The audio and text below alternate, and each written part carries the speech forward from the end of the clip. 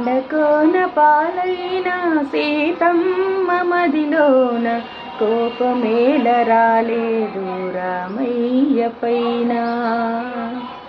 రాయల్లె ఉన్నా రామయ్య పైన. కొండకోన పాలైన సీతమ్మ మదిలోన కోపమేల రాలేదు రామయ్య పైన. రాయల్లె ఉన్నా రామయ్య పైన. ఈ పాటలో ఎంత మీనింగ్ ఉందో చూడండి.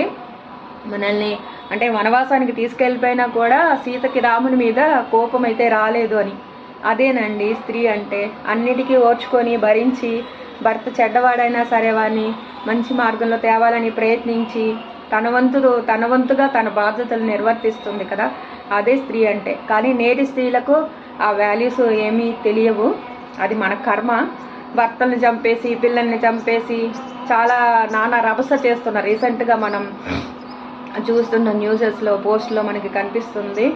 అప్పటి ఆ పాటలకి తగ్గట్టే ఆడవాళ్ళు ఉండేవారు, మగవాళ్ళు ఉండేవారు. ఇప్పుడు ఎవరు అలా లేరు. ఆడవాళ్ళు లేరు, మగవాళ్ళు కూడా లేరు. ఏమంటారు? మీరేమనుకుంటున్నారో కింద కామెంట్ అయితే చేయండి.